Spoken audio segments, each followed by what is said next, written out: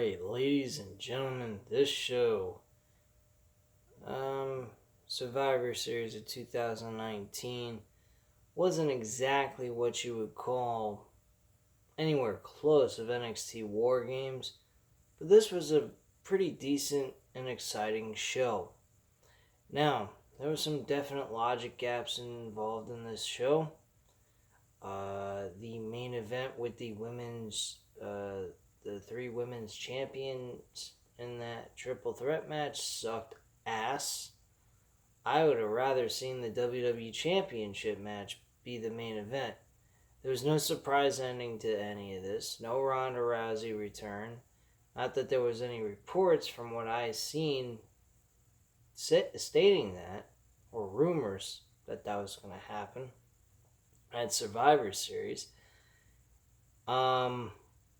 Granted, that's probably the best thing to do right now at this point, is to throw Ronda Rousey into the Women's Royal Rumble and have her be a surprise entrant and win the whole thing to face Becky Lynch at WrestleMania. That would be my guess. But right now, I'll be honest with you, I did not like the main event. I think the main event for the women's triple threat between the three women's champions on each brand absolutely was the worst match, to be quite frank with you guys, on the entire card. It was a total disappointment. There was fans booing, well, not booing, but saying this match was boring. That goes to show you how much the fans disliked the match. Now, like I did yesterday with NXT War Games, I'm going to do the same thing here. Three of the best things that happened, three things that I'm going to go over is one being the match of the night, the second thing being the moment of the night, and the third thing is the spot of the night. Those are my rewards to this pay-per-view. So I will go over that at the end like I did yesterday. So here we go. I'm going to go over the pre-show even though I didn't watch it. I'm just going to give you guys the results. Bobby Roode and Dolph Ziggler. He goes by Robert Roode, but I'm going to call him Bobby Roode because I like Bobby Roode better than Robert Roode. I think it's fucking retarded that they changed the name, but whatever.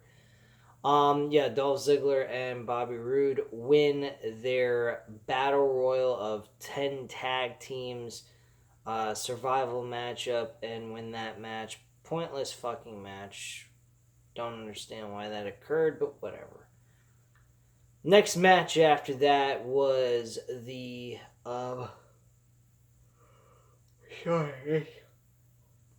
it's just fucking late and I'm just fucking really exhausted. Anyway, next was the NXT Cruiserweight Championship between Lio Rush, Oya Kazawa, and Kalisto.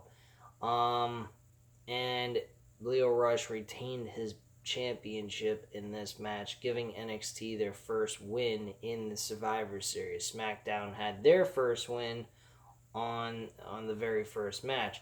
And then Raw got their win in that triple threat tag team matchup between the three tag team champions on each brand, which I didn't get a chance to see. I gotta go back and check that out at some point. So that was a really good right there on the pre-show. They really kind of established the groundwork of this pay-per-view going into it, that everyone seemed like an equal. Then we get into the main card. Monday Night Raw got shit all over. They were shit all over on every single match. They didn't have a fucking moment on this main card of this show where they did anything. And I mean anything. Monday Night Raw got their asses kicked in the women's matchup. They really did not last at all. I think the last two women were the Raw, the SmackDown, and the NXT, which was Sasha Banks and Rhea Ripley. Rhea Ripley ends up winning this matchup for her team under a very weird situation. Io Shirai and Candice LeRae supposedly, quote unquote, get injured and then are taken to the back out of fucking nowhere at the end of the matchup, while Sasha Banks looks like she's got Rhea Ripley where she wants her. She gets distracted by Candice LeRae and Io Shirai for no fucking apparent reason at all. I thought these people had a fucking injury. That made no sense to me at all. But the distraction worked. Rhea Ripley did her finisher and did a riptide and then won the match for her team. And that was that. I thought that was kind of lame at the end, so I thought that sucked a little bit. But the match was kind of decent. It was a 5-on-5 women's elimination matchup between Raw, SmackDown, and NXT, of course. My rating on this matchup, I will give it a 3 out of 5 stars. But that's about it. This was not the best opener, but I mean it was okay. It got the fans interested at the end, so they kind of popped for this. And I liked what Sasha Banks did in this match. I thought she was pretty decent. I did not like Nikki Cross being the first one eliminated. The eliminations seemed a little bit shitty in this show as well. There was a lot of flaws with this show in certain aspects, but there was a lot of good entertainment involved in it as well. The only thing that was entertaining was the main event. That match, again, I will get into that with you once I get there, but I don't know what to say about that match. Anyway, so yeah, NXT's got their second win. They're leading the series 2-1. Great, wonderful. Then we move on to the triple threat minor or mid-card title match. Well, it's not a title match, but the three champions for the mid-card of their brand for the Intercontinental Champion, Shinsuke Nakamura, United States Champion, AJ Styles, and Roderick Strong for the North American Championship for NXT.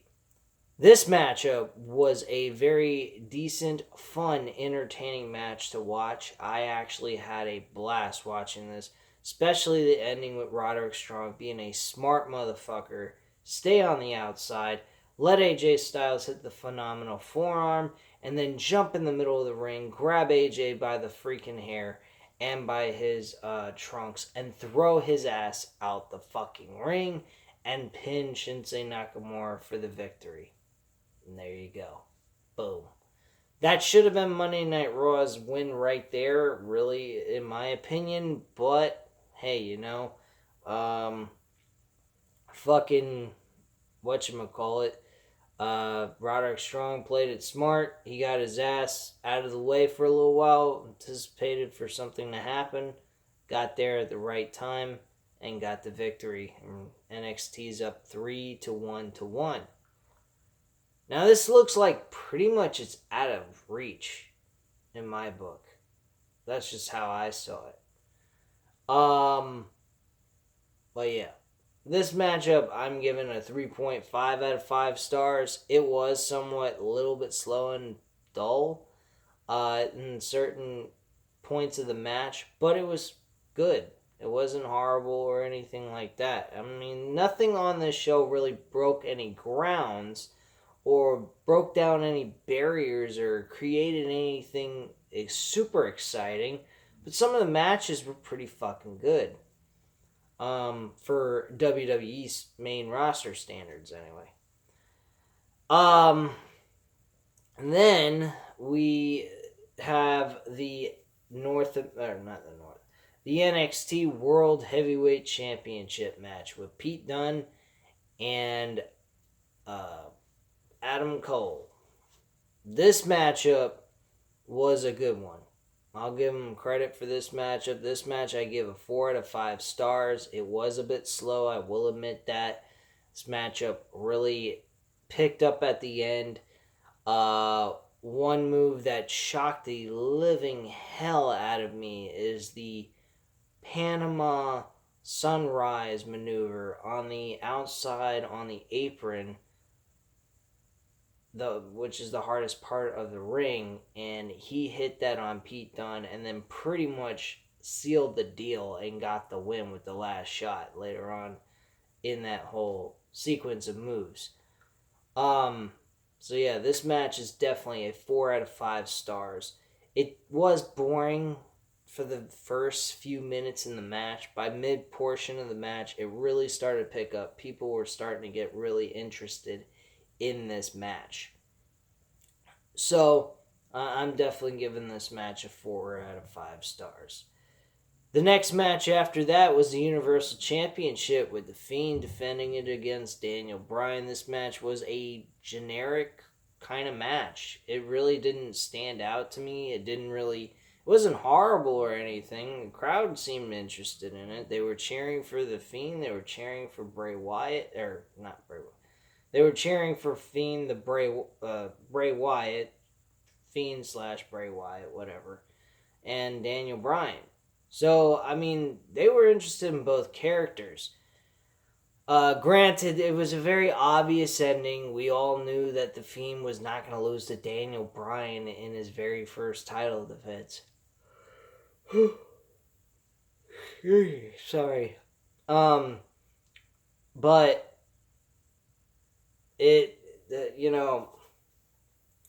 I'm hearing rumors that Roman Reigns is going to be the one to face Bray Wyatt for the Universal Championship at WrestleMania. Now, a lot of people would have a problem with it. I don't particularly do. I really don't have a major issue with it. What I will have a major issue with, and I did read this information from NoDQ.com, is that Bray Wyatt is supposed to face Roman Reigns, but it's not penciled in if he's going to lose it to Roman Reigns at that point in time. There is a possibility they may put Bray Wyatt over Roman Reigns to help build, Bray Wyatt up, which I think would be the smart decision to do. I mean, Roman Reigns is a great opponent for him to face right here and now at the hot streak that he's on. Roman Reigns was the hierarchy of the WWE, and still in Vince McMahon's mind, he still is.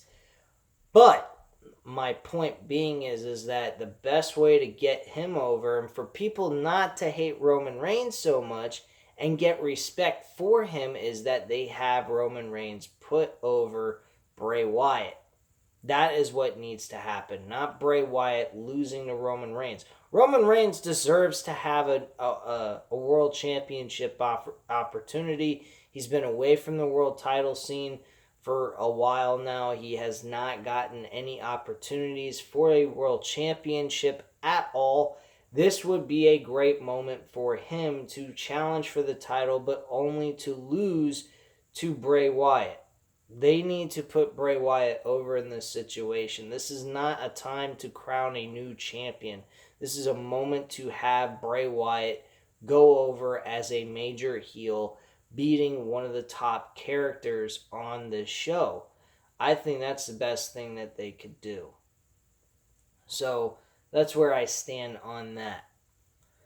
From there, I do believe we went from that to the 5-on-5 Survivor Series match for the men. Yeah, that's correct. So, that matchup, folks, I will go on to say that this match is probably the best match on the entire card. Well, no, not really. Adam Cole and whatchamacallit, Adam Cole and fucking Pete Dunne was the best match because they really had a lot of great technician wrestling. This was a really fun, entertaining match. Bottom line, I actually really love this matchup. There was a lot of eliminations. It came down to the wire on each and every team. There was only one person remaining. And the biggest moment that I saw on this show, I could not believe my eyes that Keith Lee managed to eliminate Seth Rollins. Yeah, he managed to eliminate Seth Rollins from this match near the end of the match itself and almost win the entire thing with him and Roman Reigns at the end. I have to give Vince McMahon some props on this, but I did read that he is very high on Keith Lee. He wants to push him when he is able to get him to the main roster, and he wants to push him as a major heel. Now, granted, I don't have any issues with that. I think that's a fantastic idea. I'd love to see Keith Lee in a heel character because I haven't seen him perform as a heel before, so I really wonder how it'd be like under a heel character. Now, I think the best way to bring in Keith Lee isn't singles. I don't think bringing him in as a singles competitor would be the best idea. I think having him with Matt Riddle would help him out a lot better. Simply put, because of the fact that he is not as noticeable as Matt Riddle has been in his career so far. Now, Keith Lee has done some pretty awesome things in the last couple of months.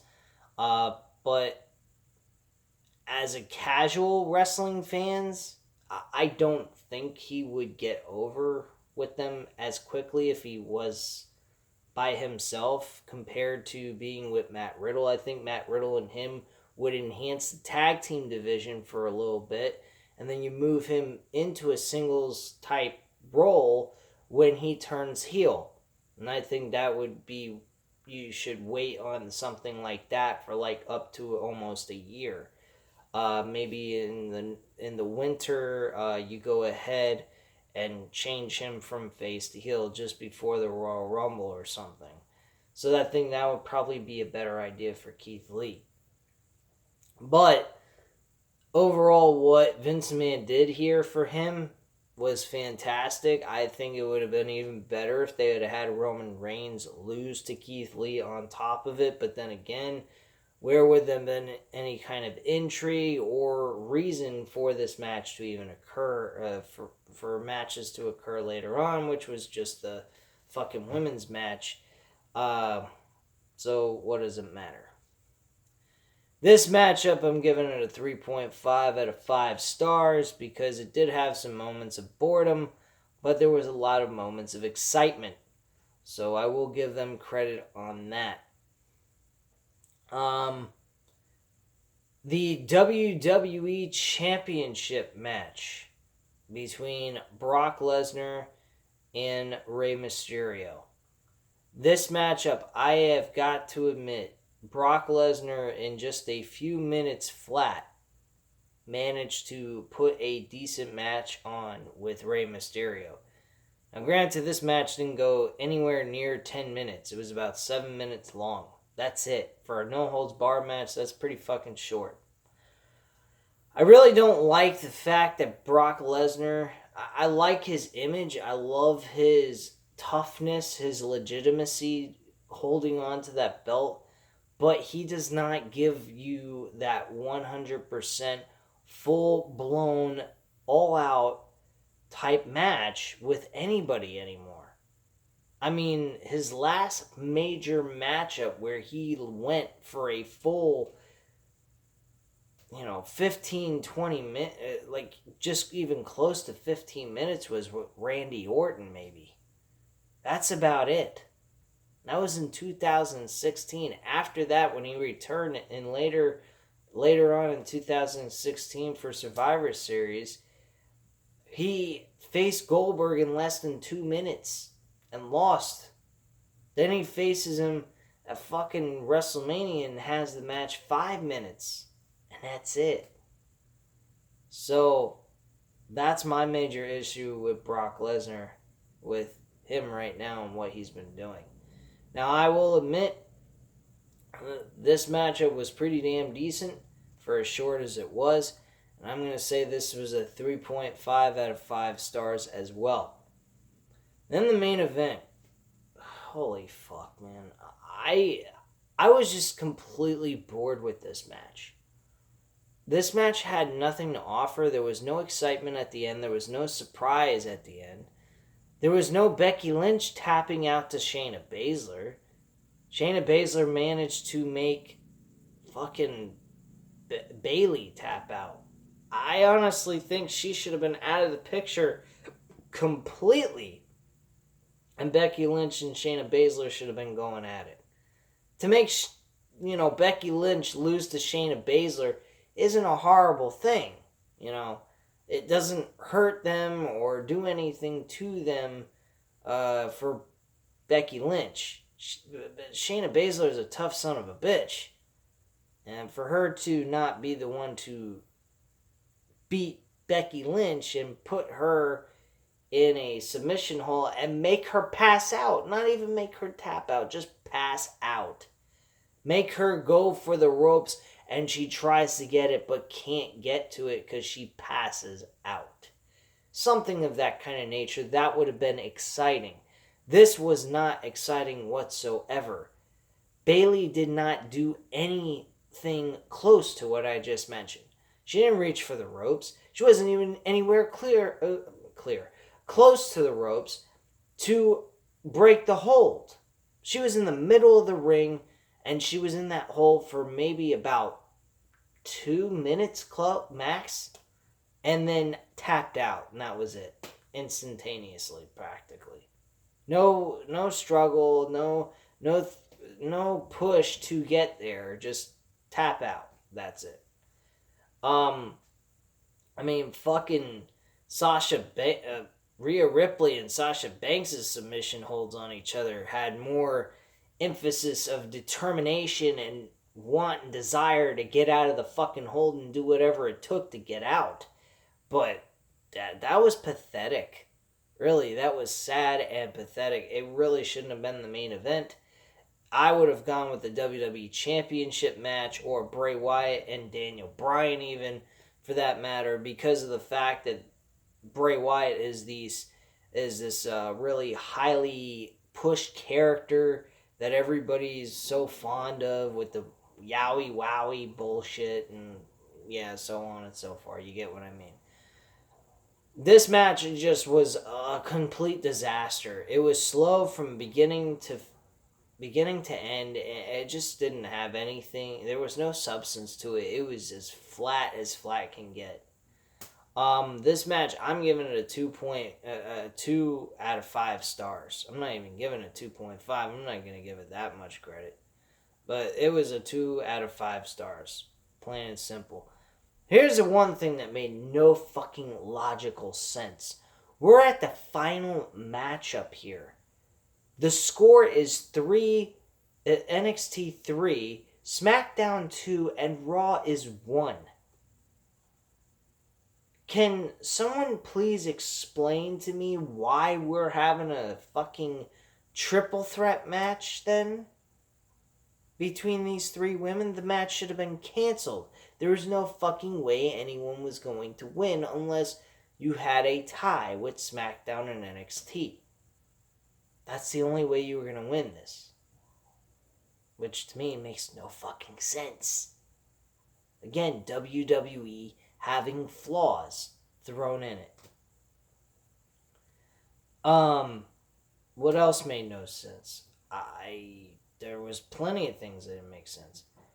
One of which, fucking Asuka spits in Charlotte Flair's face and walks away, and she's supposedly eliminated? That made no fucking sense to me at all. I was retarded beyond retarded. if you want to give a reward here for stupid moment of the night, there you go. That was fucking stupid. I don't know, man. I find this company to be sometimes really retarded and then show some kind of signs of being decent. At least decent. And I don't know. I really don't. But this matchup was the worst match on the card, and that's a total disappointment because it was hyped up the best.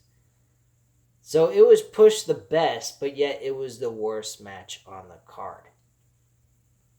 I don't get it. But that's all I have to say on that. Anyway, let's go into the three rewards, of this entire show. Match of the night would go to, I'm going to say, I think I fucked up what I was, alright, let me go back. Adam Cole and Pete Dunne was a good match, but I'm going to go on to say that the best match was more than likely, I'm going to say,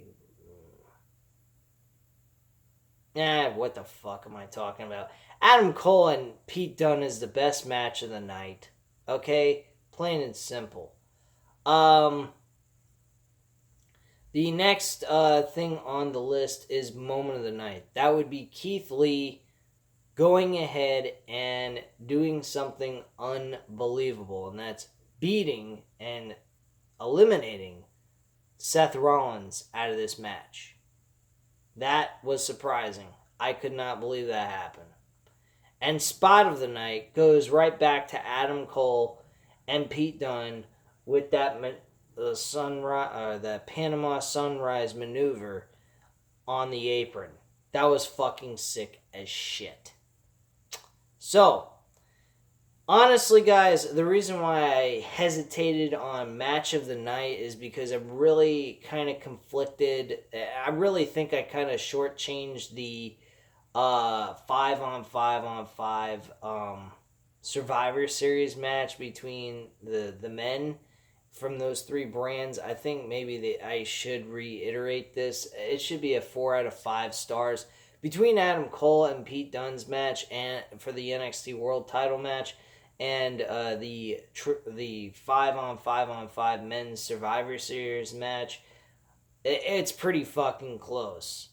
Based on the wrestling capabilities that Pete Dunne and Adam Cole put on, and the excitement of all the eliminations that happened in very quick fashion, may I add, they were a quick-paced match. So people were really interested in this matchup as it unfolded. Now, it wasn't built up properly, but it was actually fun to watch as it went on. That's the reason why I kind of hesitated on match of the night. But at the same time, I got to give it to Adam Cole and Pete Dunne. This was a solid, entertaining matchup that gave you at least 15 minutes of their time to provide you a very entertaining and fun matchup that these guys, after beating the hell out of themselves in War Games the night before, they came in here and gave you another 15 minutes extra of their time of putting their bodies through unimaginable pain just to entertain all of us. And to them, I give them lots of kudos, and thank you very much for the hard work you delivered in that match as well. Anyway, guys, if you liked the video, hit the like button. Also, leave a comment down below about the event or anything that you guys may disagree or agree with me on, and I'll get back to you on that, or any other things you'd like to touch up with me about the show, what you liked, you disliked about the Survivor Series pay-per-view, or so on and so forth. But anyway, if you're not subscribed to the channel, subscribe now. Catch all these videos. I upload videos every single day. Well, not every single day, but mostly throughout the entire week. At least 4 to 5 videos a week. So definitely check that out. I do a lot of reviews on different promotions besides just WWE related. I do such things as AEW. I do uh, New sometimes New Japan Wrestling, depending on the wrestling event or if I can get around the time to see it. Another thing I also review is NWA Power on a weekly basis. And the last thing I do review is Impact Wrestling's weekly television shows. And if I ever can get around to watch the pay-per-view, I do give you guys that review as well when it comes about. But anyway, guys, at this time, I got to go to sleep, get ready for work tomorrow, and be ready to go. I thank you very much for watching. I hope you have a great night, and I hope you guys enjoyed the video.